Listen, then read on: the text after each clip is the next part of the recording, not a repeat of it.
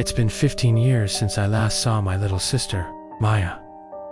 15 years since she vanished without a trace. The police called it a cold case, a runaway situation, but I know what happened. I know what took her. It all started with that stupid doll. We were at a neighborhood garage sale, and Maya, who was only 7 at the time, spotted it.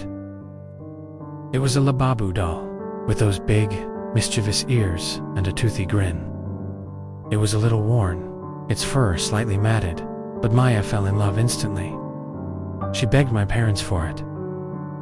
The old woman running the sale, her face a roadmap of wrinkles, looked at Maya, then at the doll, and her eyes filled with something.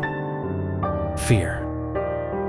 She leaned in close to my mom and whispered, "You have to be careful with that one.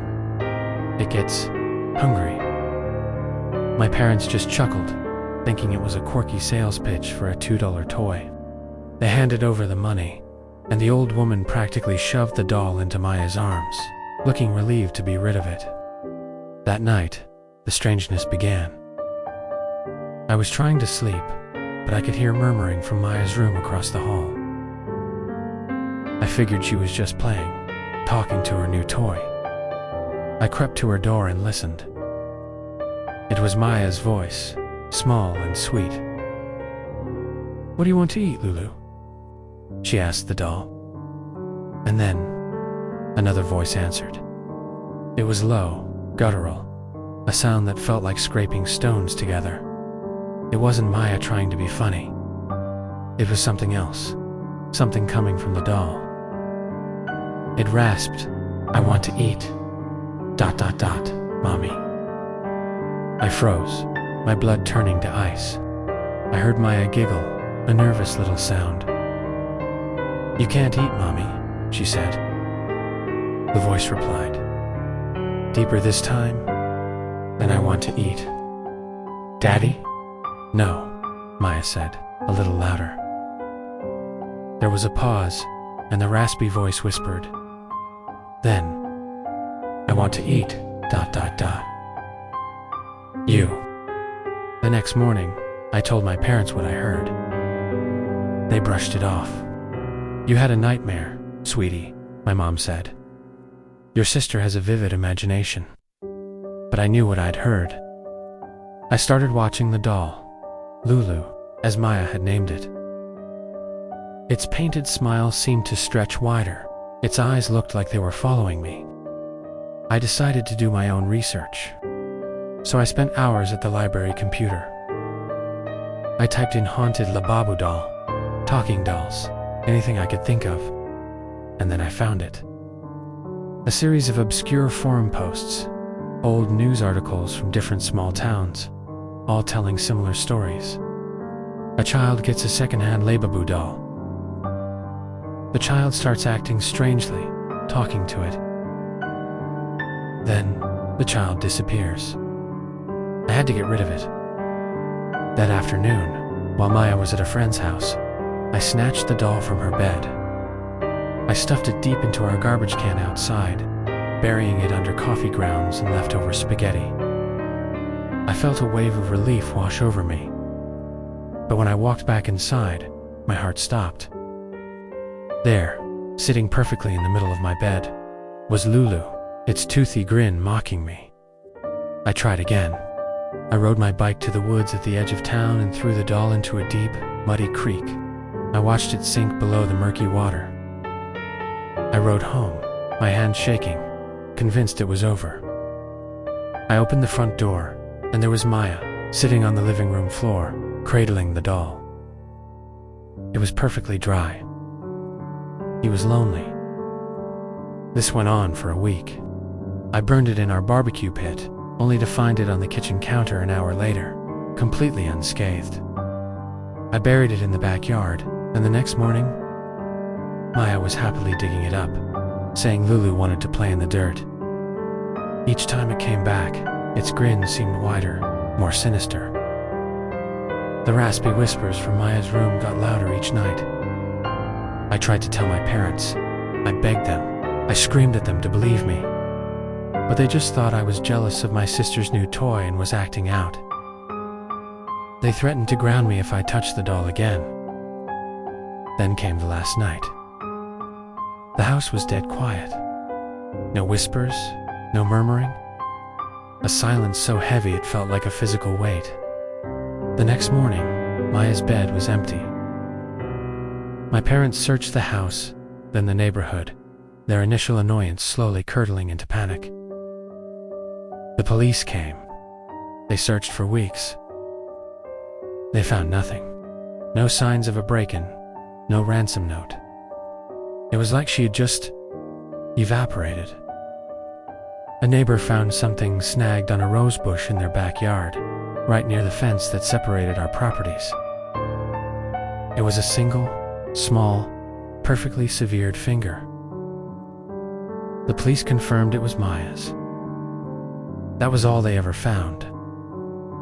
They ruled it a cold case, another tragic, unsolved mystery.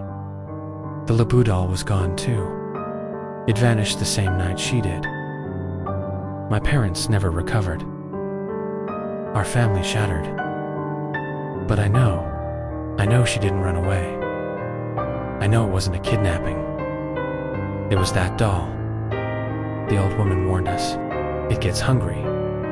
And that night, after it had tried to get Mommy and tried to get Daddy, it finally got to eat. It started as a joke. A really, really stupid joke that I'll regret for the rest of my life. You know how it is when you first go off to college? You and your high school friends, you swear you'll stay in touch, that nothing will change. But it does. Life gets in the way. For me and my buddies Liam, Chloe, and Sam, the only thing that really connected us anymore was our late-night gaming sessions. That was our sacred space. One night, we were in the middle of a particularly intense match. Tensions were high. Trash talk was flying. I was getting absolutely wrecked. After the third time Sam sniped me from across the map, I slammed my fists on my desk in mock fury. That's it. I yelled into my headset, "You're all going on my list." They just laughed. It was our running gag. The list. But later that night, I couldn't sleep. The frustration from the game was still buzzing under my skin.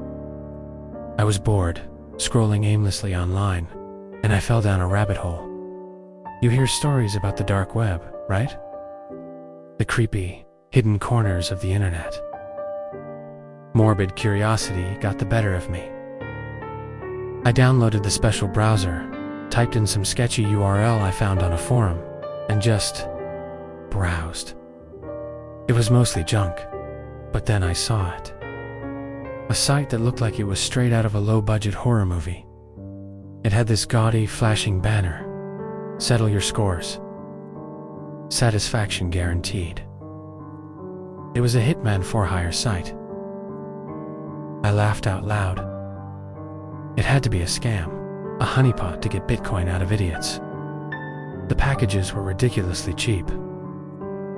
The basic elimination was like the price of a few pizzas. For a laugh, to have something to screenshot and send to the group chat in the morning, I did it.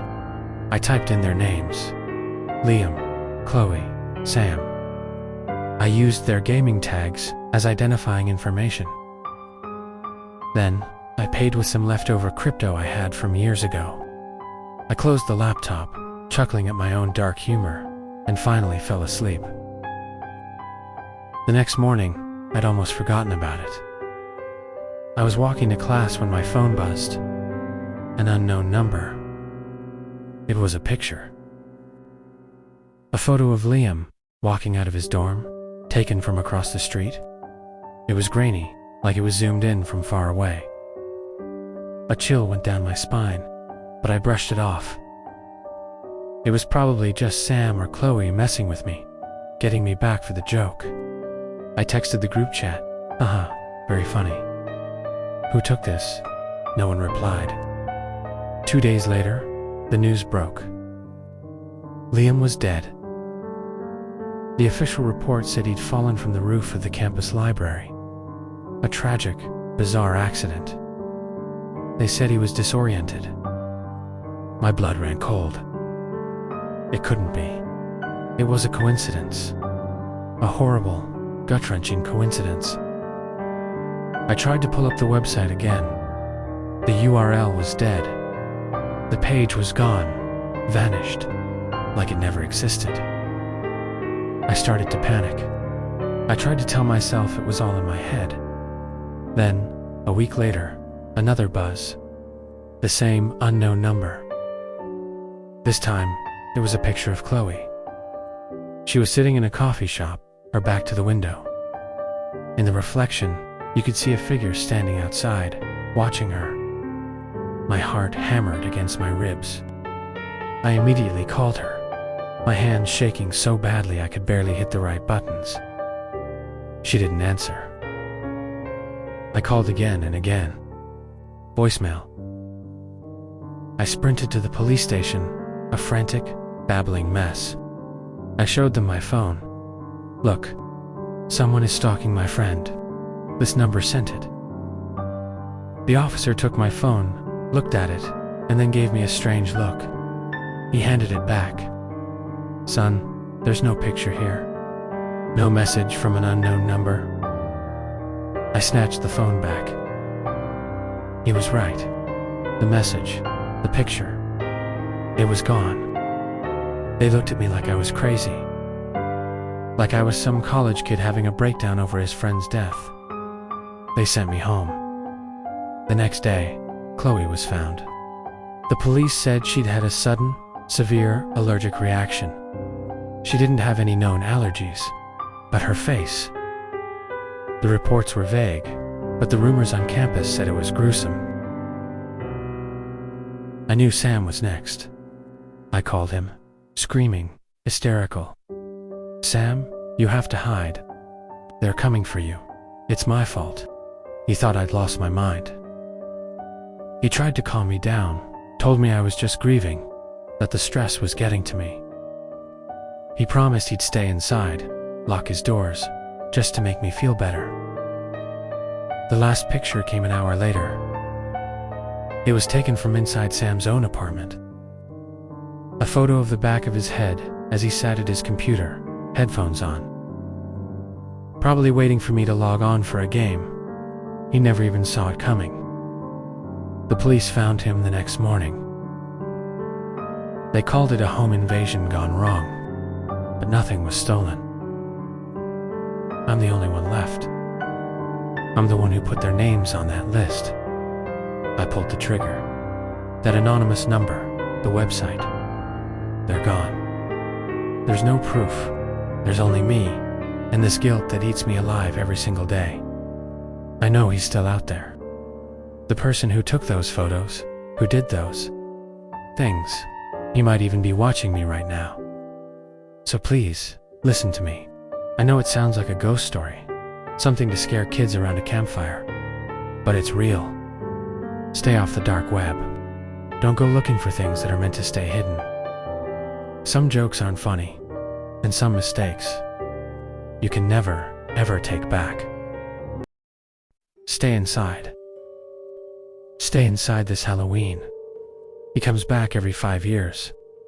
5 years to the day since the Ravager first tore through our town, leaving a trail of corpses and a ghost story that parents used to scare their kids. We were those kids. And tonight, we were throwing a party to laugh in the face of that ghost. A Halloween party on the anniversary of the Ravager killings. Looking back, it feels like we were practically begging for it. The house was packed. Strobe lights, fog machines, music so loud the floorboards vibrated. Everyone was in costume. I was some cheap vampire. My friend Sarah was a fairy, and then there was Mark. Mark came as the Ravager. It was a bold choice. A little tasteless maybe, but this was Mark. He was all about pushing buttons. His costume was incredible though. Way too good. He had the grimy, patched-together coveralls, the sackcloth mask with the single, horrifying eye hole cut out, and the axe. He'd made it himself. A massive, gnarled piece of wood that looked like a giant femur, with a sharpened piece of slate lashed to the top with leather straps. A bone axe, just like the real Ravager was said to have used. It was a hit. People were taking pictures with him, laughing as he'd lurched toward them, doing this whole silent, menacing act. A couple of hours in, I started to feel like the joke was wearing thin. Mark was just standing in the corner of the kitchen, staring, not talking, not drinking, just standing there, clutching that bone axe. I went over. "Dude," I said, "you're starting to creep people out. Maybe take the mask off for a bit." He just turned his head, that single black eye hole fixing on me. He didn't say a word. "I just got this. Chill. The kind that has nothing to do with the autumn air." I laughed it off. "All right, man. Stay in character. Whatever." But I backed away. Something just felt wrong. He was acting weird, even for Mark. It was around midnight when the power cut. The music died, the lights went out, and the whole house went dark and silent, except for a collective groan from the partygoers. People pulled out their phones, their little screens cutting through the blackness. That's when the screaming started. It wasn't a playful Halloween scream. It was raw, primal. It came from the back of the house, near the kitchen. Then another scream, closer this time, and it was cut short with a sickening, wet thud. Panic erupted. It was a stampede. People shoving, tripping over each other, desperate for the front door. I got knocked to the ground, the air forced from my lungs, and in the chaos, lit only by the frantic, dancing beams of phone flashlights, I saw him. The figure in the Ravager costume, standing in the middle of the living room. But he wasn't acting anymore. The bone axe was no longer a prop. It was dark and dripping. He swung it again, and the guy next to me just collapsed. I've never known fear like that. I didn't run for the door. Everyone was running for the door. I scrambled under a table, pulling a fallen tablecloth over me, and just prayed.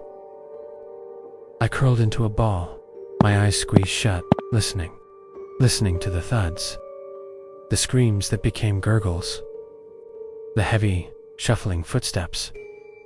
It went on for an eternity, for a single, horrifying minute. I don't know. And then, silence. A silence that was so much worse than the noise. I stayed there for what felt like hours, not daring to breathe. Eventually, I heard sirens, getting closer and closer. Red and blue lights finally filled the room, washing over the seam.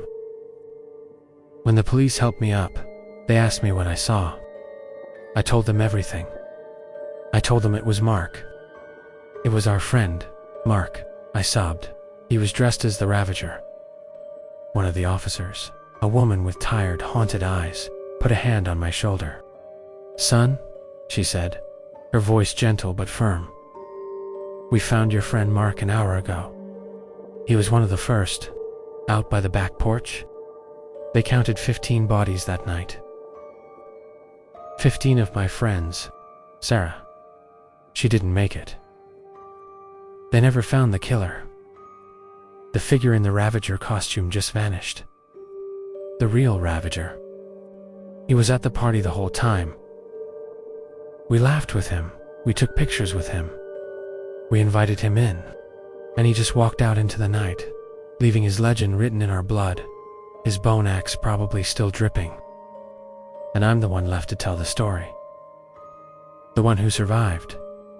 I just wish I knew why."